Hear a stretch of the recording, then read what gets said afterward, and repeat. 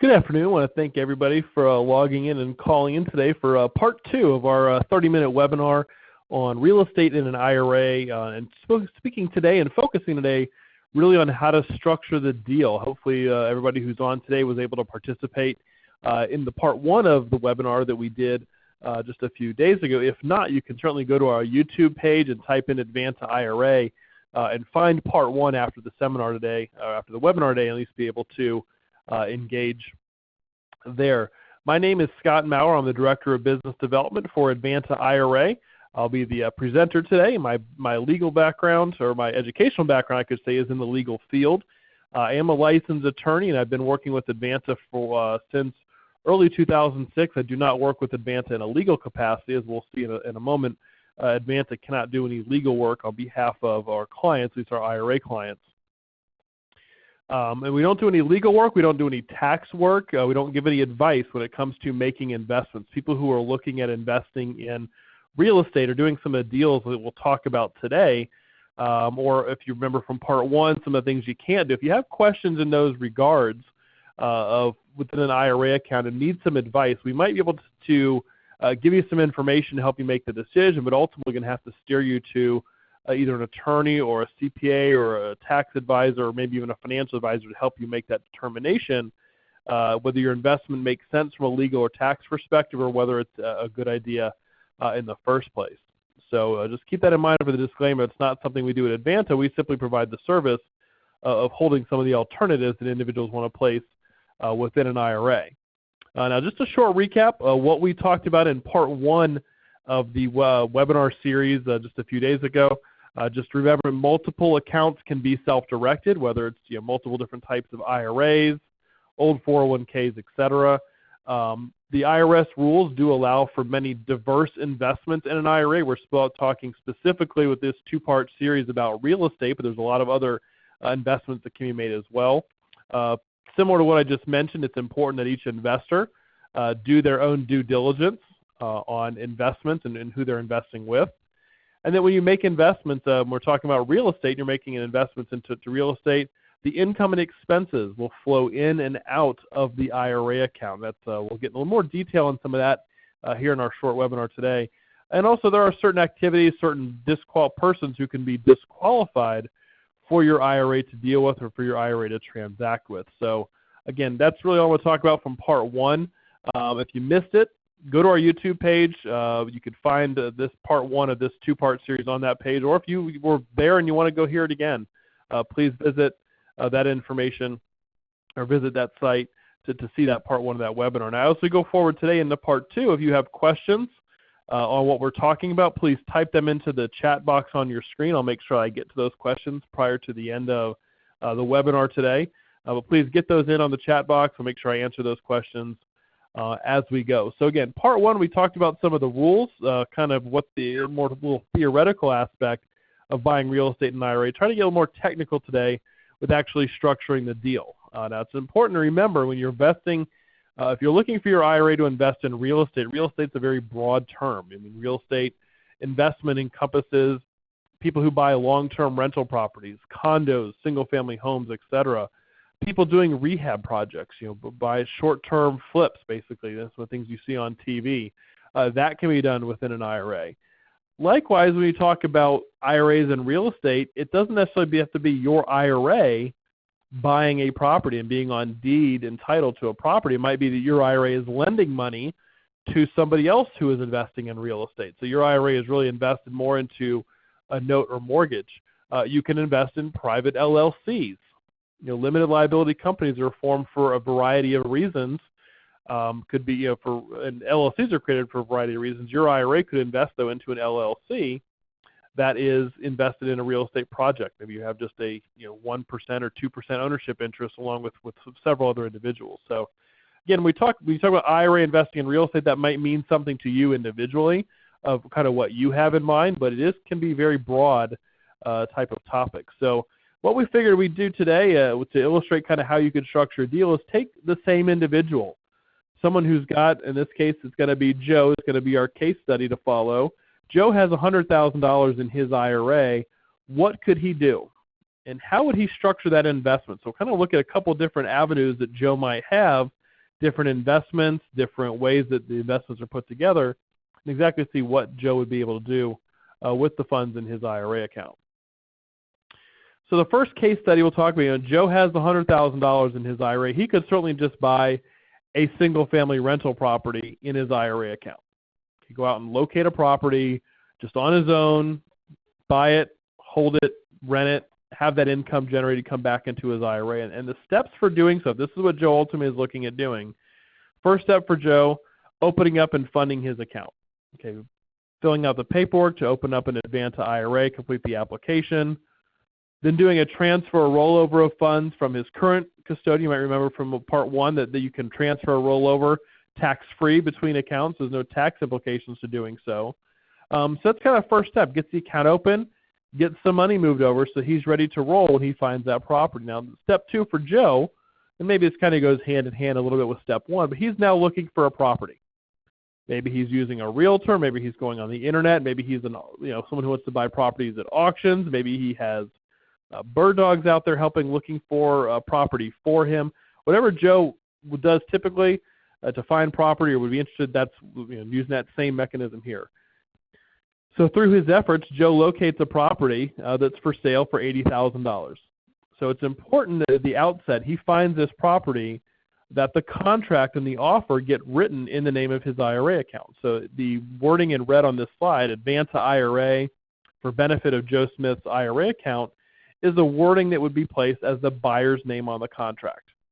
This demonstrates to the IRS, to anyone else involved, this property, this asset is going to be owned by his IRA account. So it's a non-taxable event for him to use IRA funds to, funds to leave the IRA to purchase the property, and it's also not taxed if its income is generated coming back into the IRA from this property. Joe's going to approve the contract, initial off on each page, send that contract back to Advanta. We will execute the contract and send any escrow deposit from his IRA to secure that particular property. Our job at Advanta is that, again, if we remember from part one, we're an administrator and record keeper. So our job is to make sure that assets get properly titled at the contract phase and also at the closing phase. That's one step of our duties as the record keeper to an account. So we will work with whoever is handling the closing, whether that's a title agent, whether it's an attorney that's handling the closing, making sure that all of the documents, the deed, the HUD or the TRID statement, title policies, etc., get drafted in the name of the IRA, and then also make sure that Joe, as the account holder, reads and approves all of the closing documents. It's very important to us that Joe marks all those documents as read and approved. Next step for Advanta, once Joe has approved the documents, we actually sign the closing documents on behalf of his IRA. So we will execute everything as buyer and then send funds out of his account, typically by wire, to the closing agent to make sure that closing and that purchase is completed. So Joe has kind of used $80,000 from his IRA. Cash went out of his account. The property is now showing as an asset of the account. So what happens next? Property has been purchased. It's owned inside the IRA. The next step for Joe, if this is a rental property, is going to be to secure his tenant, find someone to rent the property from if it wasn't already leased when he bought it. And he's going to direct that tenant to send their monthly rent checks to Advanta. So their tenant's going to make out a check payable to his IRA, mail it directly to our office for deposit into Joe's account. Then any expense that comes up from this property, whether it's the taxes, the maintenance, insurance, etc., would be paid by us from cash in his IRA account. So Joe he gets the property tax bill, he's got a roofer come out, he emails us that bill, we pay that out of the cash inside of his IRA. He'll be able to track all of the activity within his account online and through email notifications. So our system will send automatic emails letting him know money's come in or money has left his account. So we are acting as the record keeper and administrator of the account. The first step for us, again, is to make sure the property and the asset gets titled correctly. Second phase of what we do at Advanta is to keep track of the money coming in and the money going out of his account. Joe's IRA is now growing through whatever his net rent is at the end of the month. Or if he sells the property and makes a profit, those profits will also accrue back into the IRA account. So that was an example of Joe on his own, with his own IRA, buying a property. Now, another potential thing Joe could do with $100,000 in his IRA would be to partner with other individuals on the purchase of a particular property. In this case, when Joe's doing his internet research or he's looking at auctions or working with a realtor, however he finds property, he finds a 3-bed, 2-bath house. It's $150,000. So it's more than what he has inside of his IRA account. So it's not going to be a matter where he can just simply buy this property in his own IRA account. Doesn't have enough cash. So he talks to his wife, Judy, about using possibly both of their IRAs. She also has $100,000 in her account, and together they could buy the property as tenants in common between the two of them, and then have that net cash flow of $1,800 a month flowing back into both of their IRAs. Now, we talked about partnering a little bit in part one of the webinar, where we discussed disqualified persons, and I mentioned for an individual's IRA, their spouse is a disqualified person for the IRA, for your IRA to transact with. But if you were looking at a deal similar to this one, where it's a partnering arrangement, where it's Joe's IRA and his wife's IRA, they can't buy and sell between the two of them. You know, Joe's IRA can't sell to Judy's IRA and vice versa. But Joe uses his IRA, Judy uses her IRA, buy that asset together as a partner. So that is possible to do, and here it will be the steps for doing that.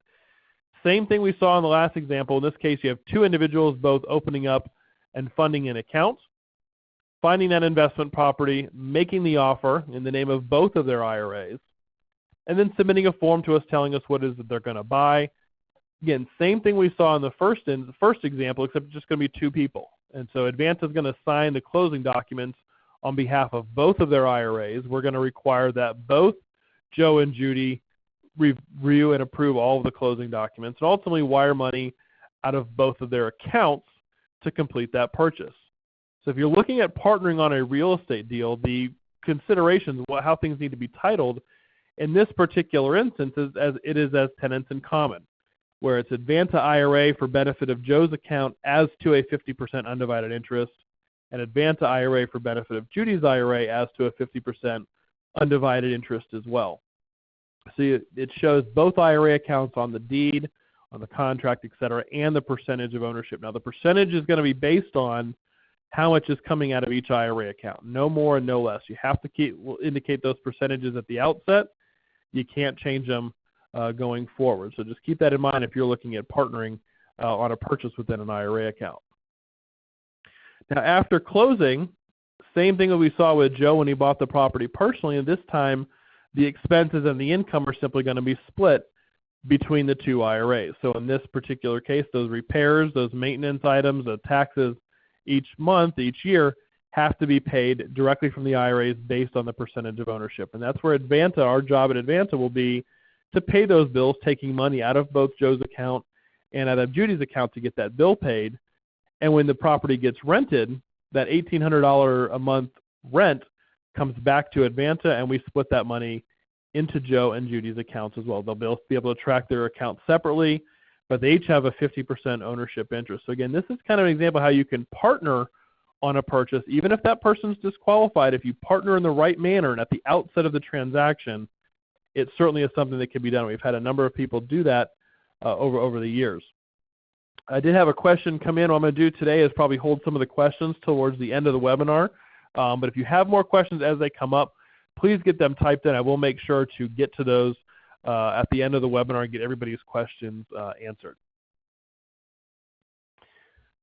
Next example is involving Joe. He has the $100,000 in his IRA account, and in the last two examples, we've seen how that purchase goes through the IRA account. At Advanta signs documents, we send the money out of the account and keep control over that cash. We've had a number of people over the years ask about, how do I get checkbook control, or how do I get more control over my IRA cash? I want to have the ability to have that cash available, whether it's I'm buying properties at auctions, if I'm just paying my contractors and I don't want to have to go to Advanta each time I need a check or I need them very quickly. Or sometimes people say, hey, I have quick deals. I have things come up. I want to make a deal right then and there, get the property closed, get that asset purchased within just a few minutes or a couple hours or maybe a day or two. So I want checkbook control. I want control over the cash for whatever reason that may be. Well, it is possible to do this. You just have to follow the right steps to get checkbook control for your IRA account, and then in turn use that checkbook control structure to purchase the real estate. Again, same step one for Joe is getting his account opened and funded.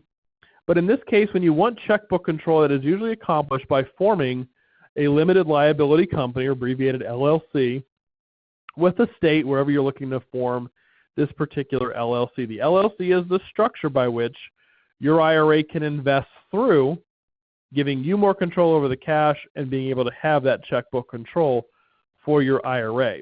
So Joe forms the IRA, funds the IRA, then he forms the LLC. He might use an attorney, a CPA, a legal services, someone to file the articles with the state of Florida. And those articles, or state of Florida, state of Georgia, state of New Jersey, doesn't matter what state you're in. The articles that are filed will name Joe, presumably, and that's typically how checkbook control is achieved, where the IRA owner is named as the manager. Or you could name another individual, certainly, to act in that position as manager as well. The articles that are filed with the state that you're setting up the LLC in should not mention the IRA at all. Okay, the LLC articles just give the state the name, the address, and who the manager is. Now, the next step for Joe, once he gets the LLC set up, would be to have an operating agreement drafted. Now, the LLC operating agreement is the ownership paperwork that will state who actually owns and who has the equity interest for the LLC as a whole. So that operating agreement must show the IRA listed in this instance as a 100% owner. So the operating agreement, that's who the member is. The owner or member of the LLC is whoever has contributed the cash or the assets to the LLC. So the operating agreement will show Advanta IRA for benefit of Joe Smith's IRA and his account number. So that will illustrate to us that that is the ownership, that's who the member is, that's where the IRA funds are ultimately going to be going.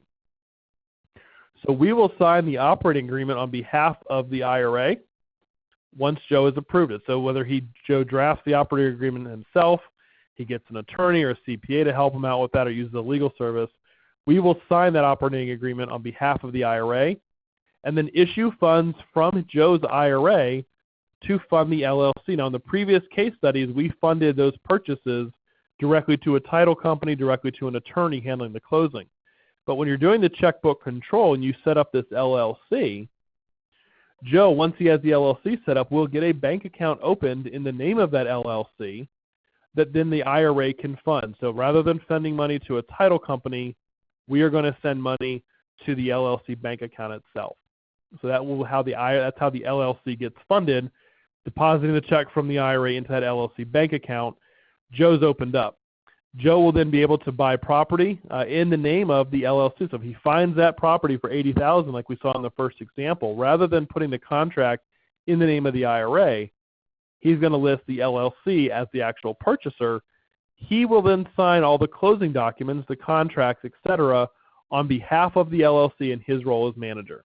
This is why this is called checkbook control. It's giving Joe a lot more control over this type of investment. Going forward, that income that is generated from the property will flow back into the LLC bank account. So Joe will get the rent from the tenant, deposit into the account. Any expense that now comes up, the taxes, the maintenance, insurance, etc., will now be paid out of the cash in the LLC bank account. So Joe will have the checkbook to then write the check to pay for those expenses. So he's going to be responsible now for keeping track of the income and expenses inside of that LLC. So it takes the record-keeping responsibilities away from Advanta, puts them on the account holder, in this case Joe, to make sure that he's following the rules, receiving the income properly, and paying all of the bills. But it also does so he's got some added responsibility there, but in exchange for that, he's getting a lot more freedom to make investments and do different things with his IRA. And if he has extra cash in the accounts, that LLC is holding the property, it's also got extra cash, he could open up additional bank accounts, CDs, brokerage accounts, etc., in that LLC as well, and have multiple holdings inside of that LLC. Now, again, we had one case study, or just a minute ago, we talked with Joe and Judy partnering up as tenants in common on a purchase. If you're looking at using an LLC and like that structure where you get more control, it is possible as well to do a partnering arrangement with IRAs and other people inside an LLC as well. So it doesn't, the checkbook control most often is one IRA, one individual as the manager, but it certainly could be multiple IRAs, multiple parties inside one LLC. An LLC can make it easier when you have numerous people, especially if there's non-IRAs involved, make it easier to manage the investments, manage the expenses, all out of one bank account. The manager of that LLC will have to hold the funds for everyone, make investments, make decisions, and make disbursements back when that time comes. Again, it's just important we talk about ownership, and when you're partnering, that if your IRA is partnering up with other people, even inside of an LLC, the IRA still must receive its share of income, ultimately paying its percentage of expenses. That should be accounted for within the LLC. If you are going to need to add additional capital to an LLC, you'll need to make sure as well that everybody does, each partner, if you have 4 partners or 5 partners in the LLC, and there's an additional capital raise, that each party is putting in their appropriate percentage. So that gets that's a little more advanced beyond kind of what we were talking about a minute ago, but just know that if you're looking to do an LLC, you like the checkbook control aspect, it is possible to use 2 IRAs, 3 IRAs, multiple people, and do that partnering arrangement inside of an LLC. Now switch gears here on investing in real estate. I mentioned them on the first slides of this seminar or webinar today, that investing in real estate, those 4 words, can often mean many different things to many different people. For the case studies we've gone through so far today, it's been basically an IRA or combination of IRAs buying property, whether it's a rehab property, whether it's a rental property, but it's an IRA wanting to own the actual land. We have a fair number of other clients, though, and individuals who come to us looking for solutions where they want to have an investment in real estate, those 4 words, but they're not interested in actually owning the actual property. So they want to invest in the real estate game, for lack of a better term, but they don't want to actually own the property. Maybe in this case, we're going to go through this case study of Joe being a private lender. Maybe Joe has a 9-to-5 job. He doesn't have the time to spend managing an investment property. Maybe doesn't know much about it. Maybe it's something he's afraid to get into with landlord-tenant law, or he doesn't want to deal with tenants in the first place. Hey, that's just too much headache to track rents, pay bills, etc. But how else could I be involved? He wants to invest in real estate, just maybe not from the standpoint of actually owning and taking title of the property, but he could be a financier for somebody else. So Joe goes to a networking event, meets somebody who actually is flipping a house or flips houses for a living. That's what they do for their 9-to-5. And this person, Andrea, needs extra funds to help complete her project. So she's looking for lenders. She could go to a bank. She could go to hard money lenders, other individuals, etc. But his IRA as well could actually provide the capital for her investment. The questions for Joe and Andrea, though, when they decide to do this investment is, how much does Andrea need? Okay, he's got $100,000 in his IRA. Well, how much does she actually need to complete the project or buy the project and fix it up? However, they're going to do that. What interest rate is Joe's IRA going to charge her? His IRA is acting as a bank. What interest rate is Joe's IRA bank going to charge to Andrea for this loan? How long does Andrea have to pay it back?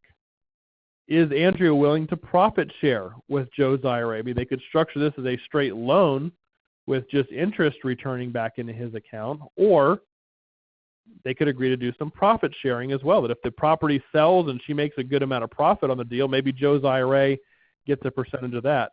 And lastly, what collateral will Joe's IRA get for the loan? In many cases, when you're doing lending out of an IRA, especially with real estate, most likely going to get a mortgage on the property. It certainly could be collateralized with other assets if it didn't make sense to get a mortgage on this particular property. Could be a mortgage on other properties as well. So Joe and Andrea, after talking, set up the loan. And this is the loan that they set up between the two of them. He agreed to lend her $100,000. They agreed on a 5% interest rate, which is fairly low, especially when we're talking about, for those of you who are listening who are real estate investors yourself or have worked with other people, know that a 5% interest rate is fairly low for this type of loan. But in exchange for the low interest rate, Joe's IRA is also going to get a third of any profits on the deal. So depending on how they define the profits and what they set it, but again, and that's another area between Joe and Andrea deciding between the two of them, he's going to get a third of any profits back inside of his IRA. So it gets not only the 5% interest, it gets the profits, it's secured by a first mortgage, and it's a 2-year balloon. So Andrea has to finish this project, get everything returned back to Joe's IRA within that 2-year period. So again, just an example. The interesting thing when we talk about private lending is the terms that we're looking here on this slide: the interest rate, the loan amount, the profit split, the maturity date, the collateral, etc. Those decisions on what those terms will be are going to be up to Joe. It's Joe's IRA. He's working with Andrea. He can set it out there that I don't want 5% interest. I want 10 or I want 12%. I'm not interested in profits. I just want a consistent, 10 or 12% interest rate on my money. Or maybe I don't want 5%. I'll just take half of the profits and a 0% interest rate. So you can get pretty creative with these types of loans. It's up to Joe as the IRA owner to set what those parameters would be. So that concludes the prepared presentation today, at least we have for self-directed IRAs and investing in real estate, and concluding part 2. But we did have some questions come in. I want to make sure I get to those. And if the people that are listening have additional ones, please get those typed in now as well. But again, at Advanta, we make it easy to start when you're looking to make an investment. Again, if you're doing a, quote, investment in real estate, step 1, getting the account open, getting the account funded, and ultimately with step 3, telling us what it is that you want to invest. And we've gone through a couple of different case studies today to give you at least some ideas, but there's certainly many more different avenues to go in when we're talking about investing in real estate, whether you're investing in timber rights, you're investing in tax liens, you're investing in a real estate investment firm, you're investing in a crowdfunding project. There's so many different areas, again, when we're talking about, quote, investing in real estate. I just encourage you to give us a call with your particular investment, what you have in mind, what you're looking to do. Here's my information on the last slide. You can go to our website for more information. Certainly call me, email me as well with any questions that you have. But I want to get to the questions that we had come up. And again, as we had some more that pop up, please get those typed in. That's kind of the end of our 30-minute session today. So if anyone has to go, that's fine, I understand. But I do have some questions I want to get to. First question came up, said, how do we determine whether the investment incurs unrelated business taxable income that will require a tax return for the IRA? That's something I didn't cover in the 2-part webinar today, because it doesn't happen very often.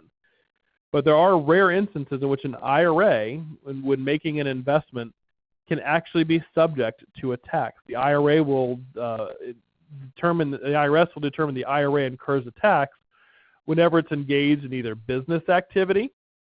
So your IRA, the IRS determines that your IRA is running or operating a business.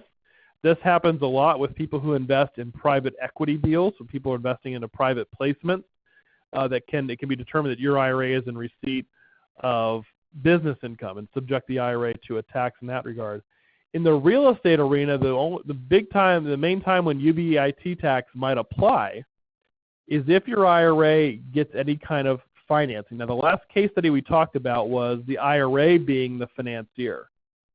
But it is possible, it's not often that we see it happen, but if your IRA makes a down payment and is able to get what's called a non-recourse loan for the balance of that purchase, your IRA would be subject to that UBTI. So if your IRA has debt financing, you're going to probably have a UBIT return. If your IRA is invested into a private placement, like with a private equity firm, the determination will be to talk to the CPA who is doing the return for that entity and finding out whether or not that UBIT tax is going to apply. Question came up and said, do you have any projections of typical costs, initial and reoccurring, that come from the services provided by Advanta for cash flow projections, obviously to compare IRA investments to mutual funds? Yes. I mean, the cost of what you're seeing, the examples we went through today, you're looking at, for each of those examples, probably for each account, about $150 to $200 of initial startup cost. That's getting the account opened, getting funds transferred in, and making that initial investment. Those are one-time charges. Again, somewhere around $150 or $200 of startup.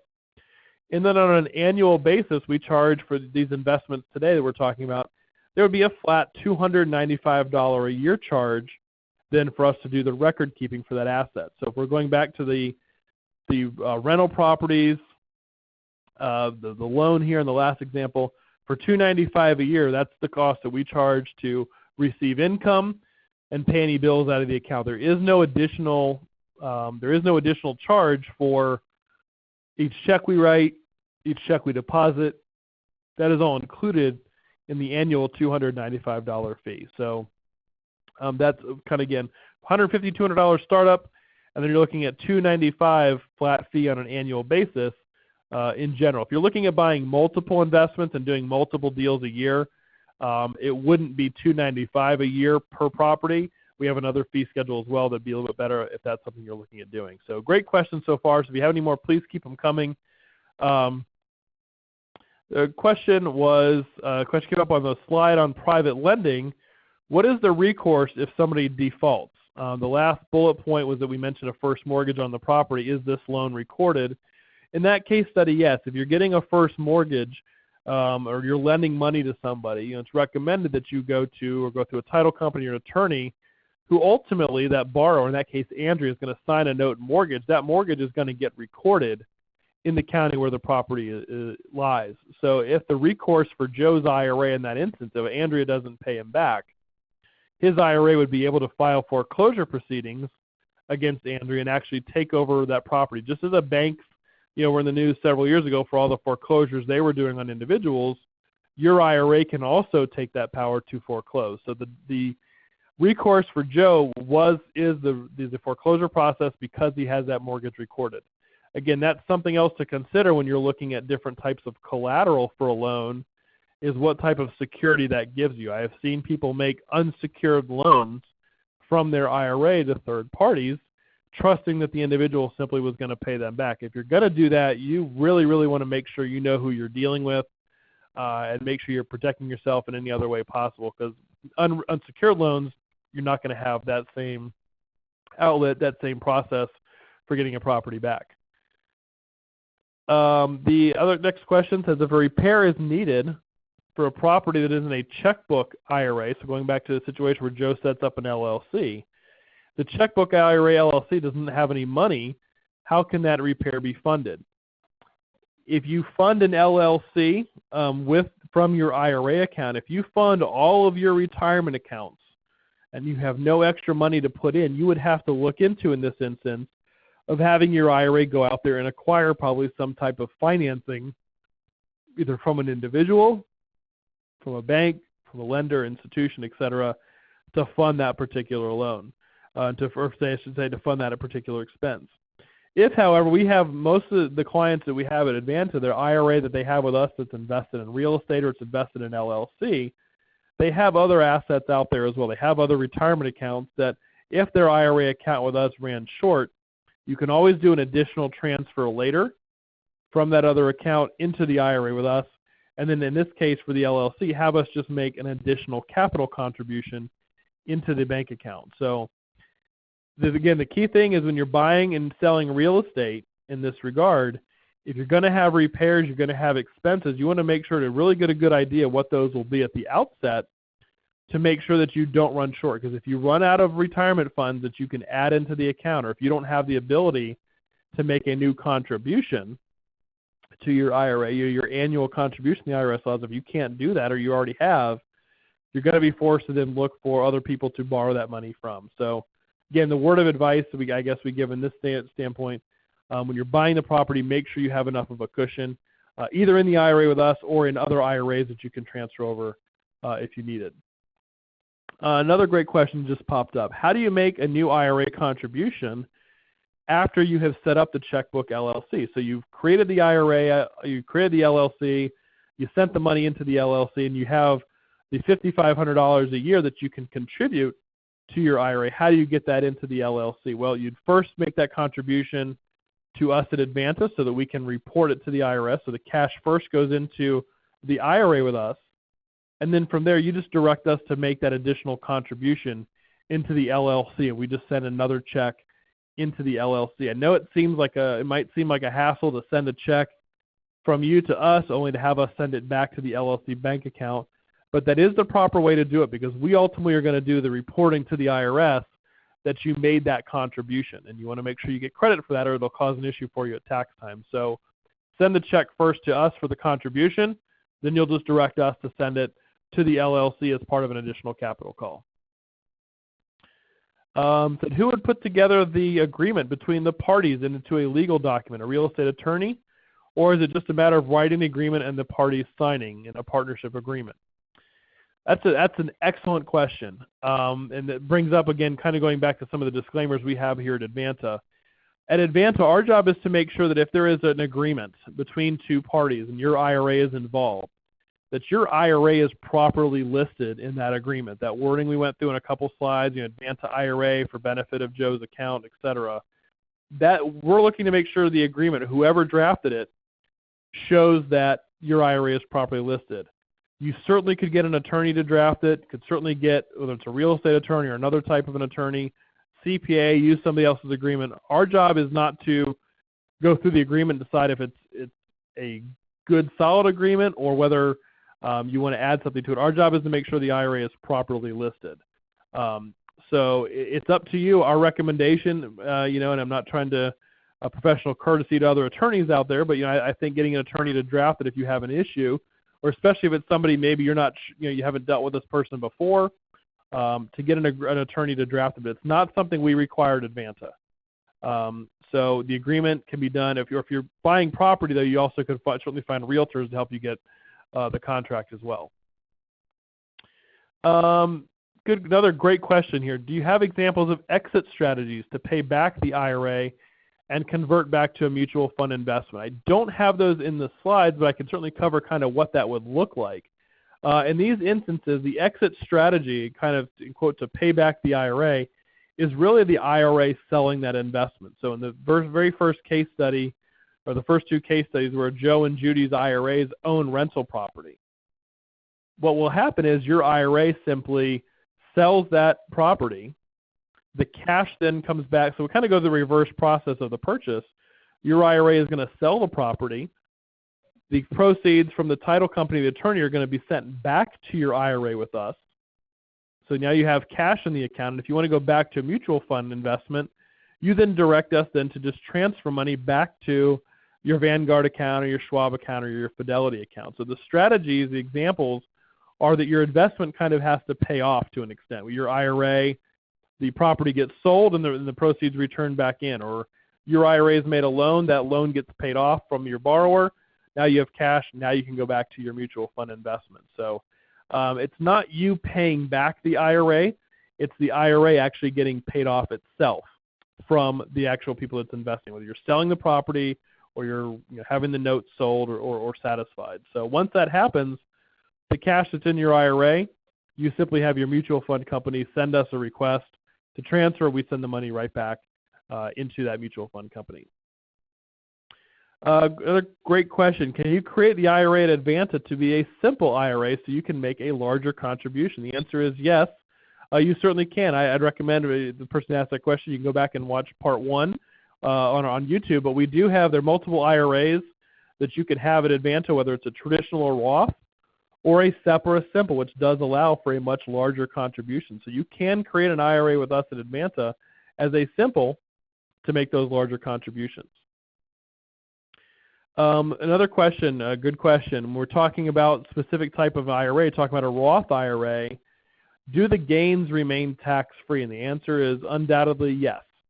When you're investing through your Roth IRA account, whether you're buying mutual funds, stock, real estate, private loans, etc., all of the gains from that investment are going to come back into the Roth tax-free. And the rules for Roth IRAs are that all earnings within a Roth IRA are tax-free to you so long as you're over 59.5 and you've had the account for at least 5 years. So basically the Roth IRA, it's a tax-free entity. You have no capital gains, no income tax whatsoever. It's the Roth IRA, everything it does is completely tax-free. So when you're buying and selling the property, making loans, all of your gains, again, tax-free back to the IRA. I guess the follow-up, when the property is sold, is tax rate higher than capital gains? When any IRA, Roth IRA, traditional SEPs, or simple sells a property, there is no taxes paid by the IRA. The proceeds from that sale all come back into the IRA. There's no tax implication whatsoever at that time. It is only when you remove money from an IRA account as a distribution that you're subject potentially to any taxes. With regular IRAs and SEPs and simples, when you pull that money out, you'll be taxed at your ordinary income at the time of distribution. With a Roth IRA, there's no taxes at all. Next question, I mentioned simple IRA. What is the difference between a traditional and a simple? Well, a simple IRA is for self-employed individuals, people who own their own businesses, maybe have a few employees. It allows you, if you adopt a simple IRA for your business, you do the simple IRA, you can defer up to $12,500 of your salary each year into the simple, and the company can do a profit sharing match as well, up to 3% of the total compensation. So it's very similar to a 401k type plan, but a traditional IRA, the annual limit is either $5,500 or $6,500, and that's all you can put in. With a simple IRA, you can defer up to $12,500 of salary, and your company can also defer up to 3% of your compensation as well. Now, the one thing with the simple IRA is if you do have a company where you have employees and they qualify for the simple, you'd have to contribute for them as well for their profit sharing match also. Another great example, can we purchase a $100,000 property with IRA of $50,000 and cash of $50,000? And the answer again, yes to that as well. Going back to the example what we used with Joe's IRA and Judy's IRA, where they were partnering, it could have been Joe's IRA for $50,000 and Joe personally with his own cash $50,000 as well. But the same principles hold true, that the ownership percentage must be split between the two according to what's put in, and you can't change that percentage going forward. The income and expenses then would be split, half of the money going to the IRA, half of the income going to you personally. So that can certainly be helped as well. So hope that's the last question we had come up so far. If anyone has any other, please get them typed in, or better yet, give me a call. My information is here on this last slide. Give me a call, send an email, or go to our website for other upcoming events. We'll be having some other great webinars and seminars coming up in the next few weeks, whether it's a live seminar in our office at either Atlanta or Tampa that you can make, or just one of these webinars that we have online. We do bring in guest speakers from time to time as well on different topics, so make sure you look out for those. We like to bring in professionals in different industries to share their knowledge also. So at this time, I want to thank everybody for participating in today's webinar.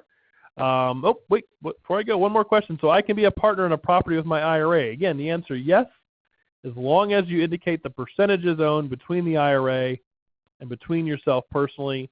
That certainly is possible to partner at the outset. You know, when you're buying the property initially, you have to be a partner at the outset. That certainly can be done. So again, thank you everybody for, another question. Very popular today with questions coming in. Can I partner with my sister? I can use my IRA as a down payment. She can live there and pay the mortgage. The sister is not somebody who's disqualified, so that in theory your process would work. You'd have to check that if your IRA is the entity putting the down payment, it's possible that the bank or the lender would want you or your IRA to sign as the actual borrower. But you'd have to check with the lender. What you wrote is theoretically possible, that she lives there, pays the mortgage, and then maybe pays your IRA back as well as a down payment. There might be a different way to structure that deal where your IRA lends money to your sister and she can make the down payment and then get the mortgage. But the issue there will be in trying to figure out how do you secure your down payment with your sister as well and getting some type of collateral. But what you've wrote there is possible, just not quite sure how you would do it or how a bank would want to handle that situation. But it is possible because your sister is not somebody who's disqualified. This time I am going to close up the webinar. If we have any other additional questions, please get them, give us a call, send us an email. We'll make sure that we get those answered for you, or go to our website at advanceira.com, other upcoming events, other seminars, other webinars, or just to get some great information as well. So again, thank you everybody for logging on today, and we look forward to talking with you in the future.